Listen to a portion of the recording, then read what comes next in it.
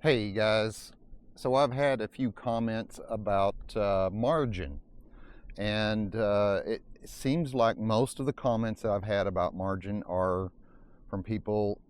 I don't know for sure, but it seems like to me that they're scared to use margin, and rightly so. If you don't know how to use margin, then it is something to be scared of.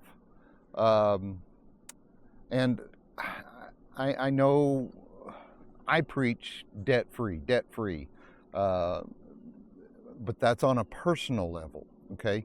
Credit card debt, car loans, they're horrible. That is the American trap, and that those types of debts are bad. Now, okay, so don't get me wrong, I use credit cards every day exclusively. I build points for travel and do cash back as well for investing. I just deposited $237 last week from my Fidelity credit card that I use for my business into my account. So that was for 1 month of purchases for my business. So $237 that I didn't have, that I wouldn't have had if I just used cash by going debt free.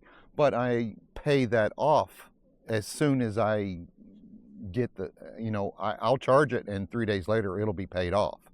On my personal level, I usually try to pay my credit cards every Friday. I'll use whatever I charge on it, and I pay it off every Friday. You don't have to do that. That's just something that I've gotten into the pattern of doing. I feel comfortable doing that, and I like doing that.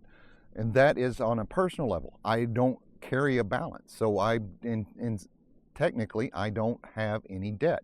The only debt on a personal level I feel is necessary is for a mortgage. Unfortunately, houses are so expensive that there's really no way of getting into a house unless you're just really wealthy, is a mortgage. So I think you guys are looking at that wrong, at margin wrong. Okay, that is on a personal level, debt free on a personal level. If you're dividend investing or even growth investing or a combination of both, you're basically running a business. Businesses run on debt. Okay, you just have to use that debt wisely. With that said, let's use some examples of how to use that debt wisely. Okay, you apply for a margin account, you get approved. Say you have $10,000 in your account. Well, you're more than likely going to have a $10,000 margin limit. So you could technically have $20,000 of different types of funds building you distributions every month. That's not the smart way to do it. Okay. That will get you wrecked real quick. Okay. You set a limit. Okay. So if you have $10,000 in your account, you have a $10,000 cash or available credit for margin. You only, like in Robinhood, you can go in and set your limit on how much you can use. You go in and you set your limit at $5,000, 50%. You're safe doing that, because the market would have to crash 50% in order to get you into a margin call. 50%. How often has the market crashed 50%? Not very often. Bitcoin, on the other hand, yeah, that's a different story. So if you're into Bitcoin and crypto, yeah, you will have to keep a little closer eye on it. But as far as if you're doing QQQI or any of the other type of funds like that, not so much. But so you just set your limits on that. And what I do is, for every $5,000 of increase, I leave my limit set at the same. and every $5,000 of increase, I'll go in and change that limit. So I say I have $10,000 in my account. I have set my limit at $5,000. I cannot spend over it, even though I have the available credit line there. It's like putting a cap on it. You can't spend over $5,000. I don't know if all brokerages, excuse me, I don't know if all brokerages have that. I don't, I don't know, but I really like it that Robinhood has that set up on there where you can just go in and put a max amount that you can spend on it.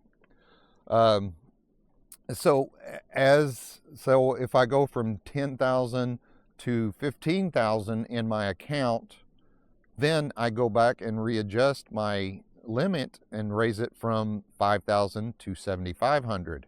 You keep it at 50% the entire time and you'll be fine. Now, in saying that, so you have a $10,000 in your account. You can technically, with the margin, you can have $15,000. If you're doing it the way I just suggested, you can have $15,000 worth of distribution or funds paying you distributions every month. And on Robinhood, it's only at a 5% rate. So almost everything that we're investing in pays more than 5%. So you're coming out ahead on that. But do you have to use that whole $5,000? No. The smart thing would be to have your investments in what you want, and as things go on sale, if there's one of your particular funds that you really like goes on sale, then that's when you deploy it. You don't have to deploy the whole thing. You can deploy as much or as little as you want. So I think margin is a very, very valuable tool when you're trying to grow and get to the FIRE lifestyle, okay? And there is a whole nother avenue to go down with margin when you actually actually get to the FIRE lifestyle and you start traveling and stuff like that. But there's a whole nother way you can use margin effectively and still benefit you when you're actually traveling and so forth. That's not what this video is about. This video is about for trying to get to the FIRE lifestyle as quickly as possible by using margin. So you just have to be responsible. You've got to watch the funds that you're investing in on the maintenance. Like some of these newer funds, the boosted NEOS funds have 100% maintenance. That's going to dip into your available credit. Okay, at these lower levels, it's if you're $10,000 or $20,000, it's really not going to matter that much. But when you get up into $100,000 and so forth in your account, then it's going to start mattering a little bit more. So, but most of these funds, at least on Robinhood, are 25, 30%. I think one of them is even up to 40%. But these new boosted funds will come down in maintenance as time goes on. They're just new funds and they always start them off at a higher maintenance rate. But just keep your, as long as you keep your, your distribute or your margin balance 50% or below, you should be fine. Okay. I'm not giving you guys any kind of advice. I'm not suggesting you go into debt. I'm just saying, for those of you that are scared of margin, more than likely you're looking at it wrong and you just don't know how to use it. It is a very, very valuable tool to have in your portfolio. I mean, to be able to use that for your portfolio. I mean, you can basically, you can generate a lot more income this way, as long as you're not living out of your portfolio. Like I said earlier, that's a whole different video. That's a whole different strategy on how to do that if you're living out of your portfolio. So for those of you that are actually retired and living out of your portfolio, just disregard this video. It's really not based, it's not really aimed at you. It's more aimed towards the people trying to achieve what you have, where you're at. It's a whole different video, and it's a lot more complex and stuff like that. Basic margin like this is very easy. Keep it under 50%. And I think you'll do fine. But anyway, that's how I use margin. That's how I use margin in my 2026 1K challenge. How I use it in my Fidelity is a whole different story.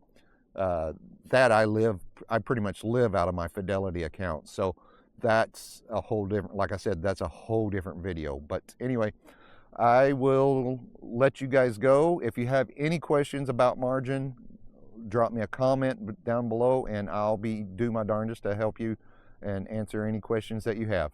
All right, guys, have a great time. Talk to you later. Bye-bye. Subscribe to Nomad on Fire.